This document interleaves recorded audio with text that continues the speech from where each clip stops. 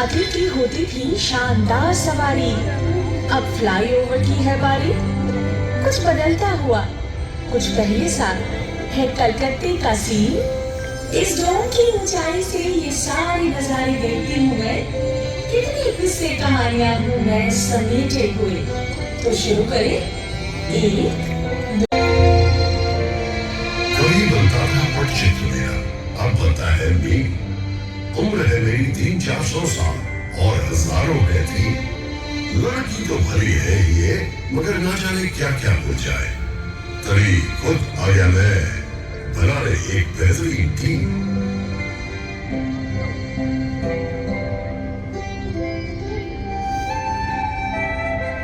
देवियों और सज्जनों, इनसे मिलिए। आप लोग जहाँ बैठे हैं, किसी समय ये यहाँ घुमा करते थे। जुरासिक पार्क से पार्क स्ट्रीट का सफर तो बहुत लंबा है। अगर वहां से शुरू करोगी तो मोबाइल फोन तक पहुंचते पहुंचते 52 एपिसोड का सीरियल बन जाएगा। क्यों ना हम ब्लैक एंड व्हाइट के जमाने से शुरू करें? तो फिर वहां से शुरू करें। 16 जनवरी 1941 की रात एक गाड़ी 38/2 एल्गिन रोड से तेजी से निकलती है और सीधा घुस जाती है बंगाली के दिल। चलो ये भी बता दो कि कलकत्ते का सबसे बड़ा विलेन कौन है।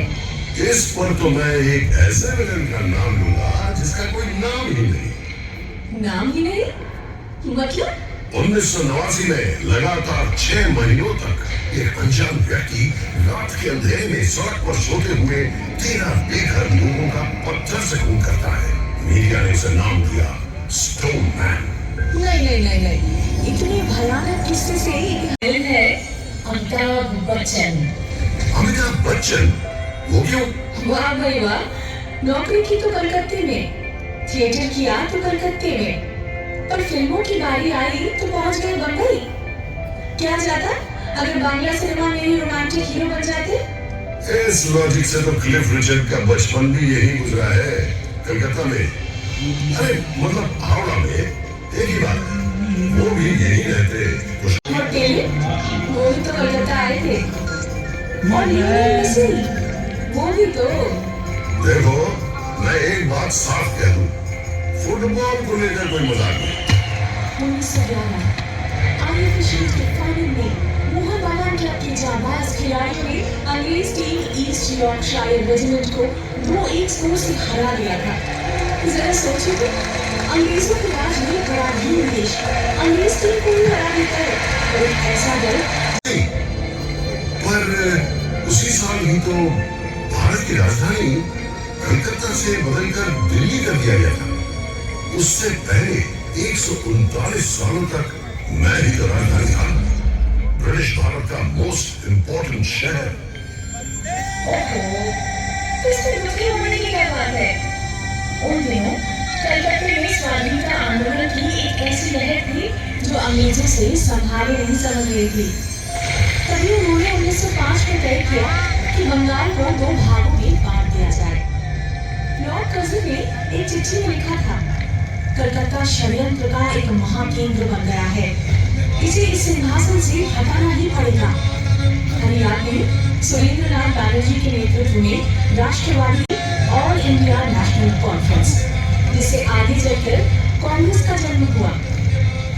तभी तो अंग्रेज सुरेंद्रनाथ को सरेंडर लॉर्ड बुलाते थे, और इसी पुरजोर विरोध के चलते ही तो अंग्रेज बंगाल के टुकड़े करने में असफल रहे। को ही बदल डाला। पता है इससे क्या साबित होता है? कि तुम एक बहुत ही प्रभावशाली शहर हो, अन्याय के खिलाफ आवाज उठाने वाला शहर। हाँ, जिसे एक दिन मजाकी तौर पर जुलूस नगरी के नाम से पुकारा जाएगा, या फिर बीमार नगरी। अरे जाने दो, तुम्हें तो लोग सिटी ऑफ जॉय के नाम से भी पुकारते हैं।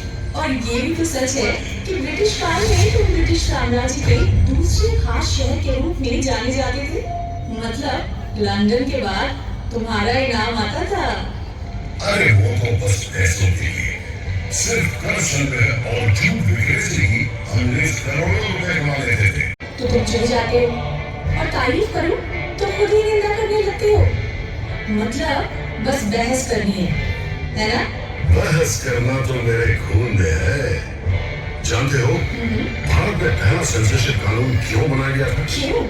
1872 में जब गिरीश घोष ने इसी शहर में नेशनल थिएटर का गठन किया था, उनका पहला नाटक था दीनबंधु मित्रा का नील बरसे दौरा। एक दिन लखनऊ में यह नाटक चल रहा था, तो जिस सीन में भारतीय किसान आकर अत्याचारी नीलकर साहब को मारता है, उसे देखकर दर्शकों के बीच बैठे हुए ब्रिटिश सेना ने स्टेज पर चढ़कर सब तोड़ फोड़ करनी शुरू कर दी। अगले ही साल जब प्रिंस ऑफ वेल्स ने कलकत्ता का दौरा किया, तो समूह ने तुरंत उनके स्वागत समारोह को लेकर एक व्यंग नाटक का मंचन किया।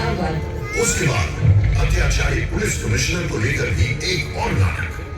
फिर क्या था, तुरंत लागू हुआ ड्रामेटिक परफॉर्मेंस एक्ट, सेंसर की तलवार। जिसमें सेंस ज्यादा हो, उसके पीछे सेंसर तो पड़ेगा ही। वहीं दूसरी तरफ जेम्स हिकी को देखो, 1870 में जब उन्होंने यहाँ से भारत का पहला समाचार पत्र द बंगाल गैजेट प्रकाशित किया, तब वे लेडी हेस्टिंग्स की गतिविधियों की आलोचना भरे लेख छापने से नहीं चुके। सिस्टम का दोषारोपण करती रहती है। पूरा दिन विरोध, गुस्सा, अथॉरिटी पर व्यंग, यही सब यहाँ के लोगों के पेट में उबलता रहता है। तभी तो कलकत्ता वालों का लिवर जो है ना, इतना कमजोर है। अजी, ना तो हमारे लिवर में कुछ खराबी है और ना ही हमारे कैंटिलीवर में। हावड़ा ब्रिज एक कैंटिलीवर ब्रिज है ना? ये सन 1943 से इसी तरह खड़ा है, एकदम सही सलामत। सो तो है, हर रोज लाखों गाड़ियाँ, बस, ट्रक, रिक्शा इस पर से ही तो गुजरती है, फिर भी ये टस से मस नहीं हुआ।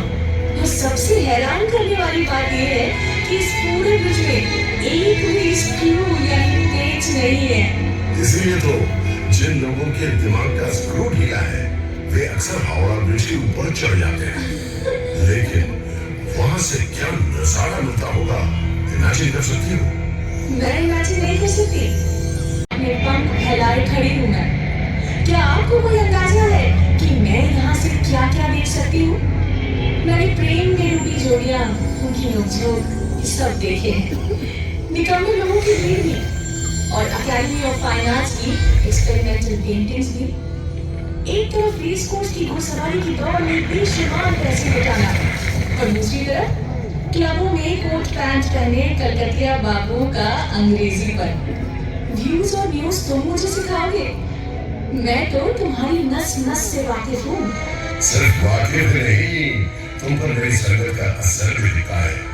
कभी तो हवा के झोंके से तुम तेजी से गोल गोल घूमने, और ये इमारत जिस पर तुम्हें इतना गर्व है, कभी तो इसे ताजमहल की नकल कहा जाता था। क्या बात करते? अरे हाँ, क्या इसे गाय के गोबर से काला नहीं किया गया था ताकि जापानी उस पर बमबारी न कर सके?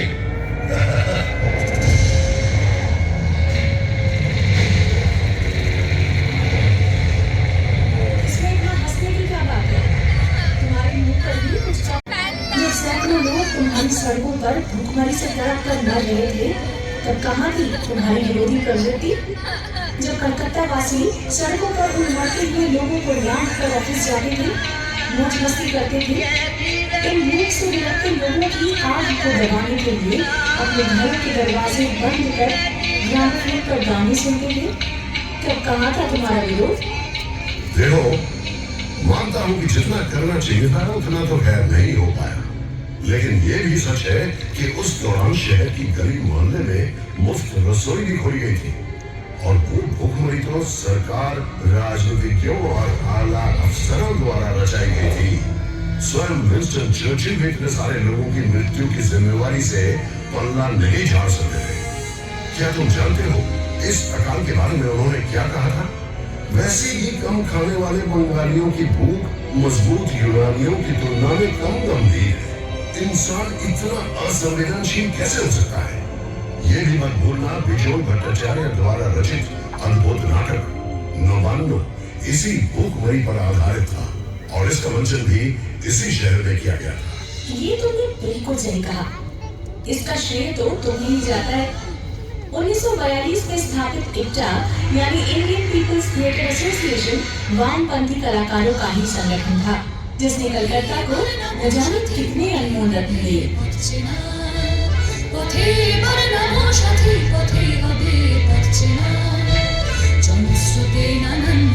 और सिर्फ रबड़ ही क्यों, यहाँ से तो कई यादगार गाने, नाटक और फिल्मों का जन्म हुआ। इसी इच्छा नहीं तो कई जन्मगाते हीरे दिए हमें। उत्पल दत्त, ज्योतिरिंद्रनाथ मोहितो, देवव्रत विश्वास, शिव चौधरी और इन्हीं के महान शिष्य थे मृणाल सेन। ये दौर कितना प्रेरणादायक था ना। समाज को बदलने के लिए कला को एक हथियार के रूप में उपयोग करके हजारों लोगों को उत्कृष्टता और जुनून के साथ प्रेरित किया था एकता मूवमेंट ने।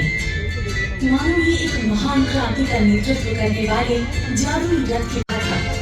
1943 में पड़े आकार के लगभग 170 वर्ष पहले बंगा सन 1176 में आई भूखमरी भी तो इंसानों की ही देन थी। ब्रिटिश द्वारा रचित भूखमरी वो जनता को बड़ी बर्बरता से निचोड़ कर लगान वसूल करते थे। उन्होंने किसानों को अपने धान के खेतों में अफीम और नील बोने के लिए मजबूर किया था। उस समय भी तो मेरे सीने में गिरकर लाखों असहाय लोगों ने जान गंवाई थी और मैं बस चुपचाप देखता रह गया। काश उस समय भी एक आईपीटी होती।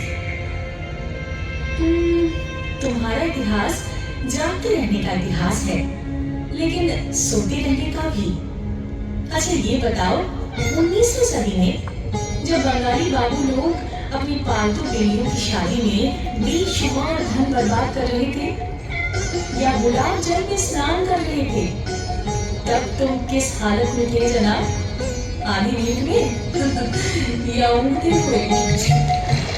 हमारे फ्रॉड कोरे प्राण कृष्ण कोথায় গেলে हमारे फ्रॉड कोरे प्राण कृष्ण कोথায় গেলে I am sorry very sorry I am sorry very sorry तब मुझे बड़ा मजा आता था। पूरे बदन पर तेल मलकर 4 घोड़ों वाली गाड़ी पर सवार होकर नदी में स्नान करने के लिए निकलने का एक अलग ही ग्लैमर होता है। ये तो मानती हो ना? और जरा सोचो, अगर बाबू की वो शोशेबाजी ना रहती तो तवायफों का नाच देखने का भी चलन नहीं रहता। फिर ना तो उनके पैसों से ढेर सारे स्कूल कॉलेज खुलते और ना ही मेरा सबसे खूबसूरत और जगमगाता त्योहार दुर्गा पूजा अस्तित्व में आता। दुर्गा पूजा नहीं होती, मगर क्यों?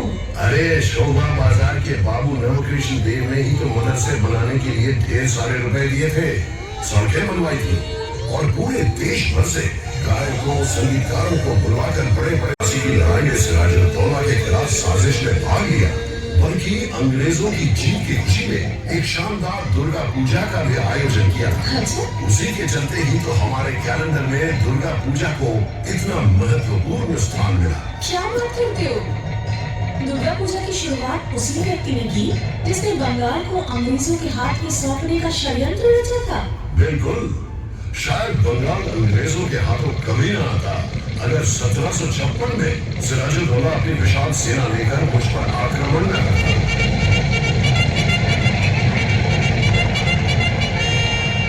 अगर वो ईस्ट इंडिया कंपनी की सेना की जमकर धुनाई ना करता तो अंग्रेज इतनी जल्दबाजी में एक नवाब के विरुद्ध जंग में कभी ना उतरते। जंग में तो वे जरूर उतरते, बस उनके नाम सब बदल जाते। और वैसे भी वो उस मुल्क पर कब्जा किए बिना कहाँ बैठे रहने वाले थे। 24 अगस्त 1690 को मूसलाधार बारिश के बीच कंपनी के एजेंट जॉर्ज चार्नॉक ने जैसे ही अपनी नाव वहां बांधी, बस तभी से समय का पहिया घूमा और तुम्हारे इतिहास की शुरुआत हुई। यहाँ मैं तुमसे सहमत नहीं हूँ। एक नहीं 2 पहलुओं से। चार्नॉक के पहुंचने के बहुत पहले कवि कंकन मुकुंद राम ने मेरे विषय में लिखा था। उससे भी पहले 1495 में कवि विप्रदास पिपिलाई ने अपना मनसा मंगल काव्य में भी मेरा जिक्र किया था। अच्छा? सावर रायचौधरी के परिवार अंग्रेजों के आने के पहले से ही कलकत्ता में जमींदार थे। भाई वाह।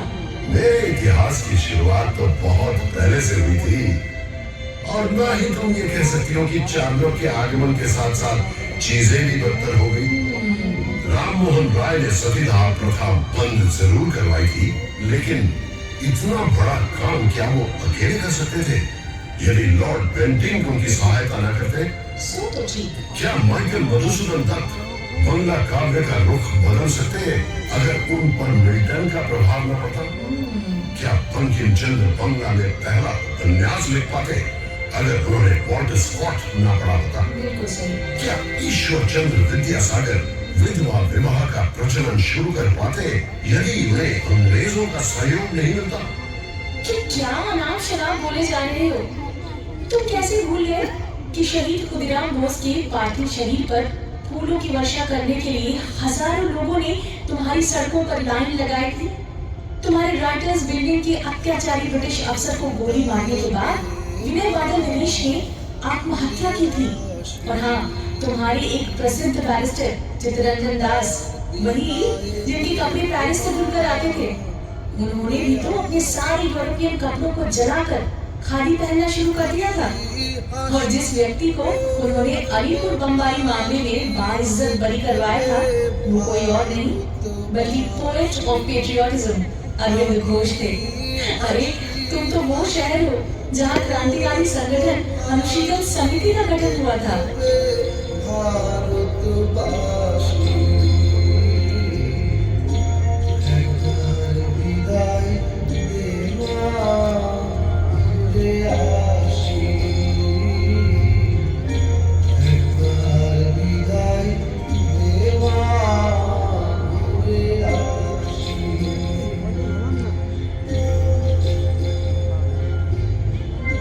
सो तो है, मगर ये भी तो सच है, जिस मॉन्यूमेंट को 1828 में ईस्ट इंडिया कंपनी द्वारा दो युद्ध में जीत हासिल करने की खुशी में कमांडर डेविड ऑक्टरलोनी की याद में बनवाया गया था,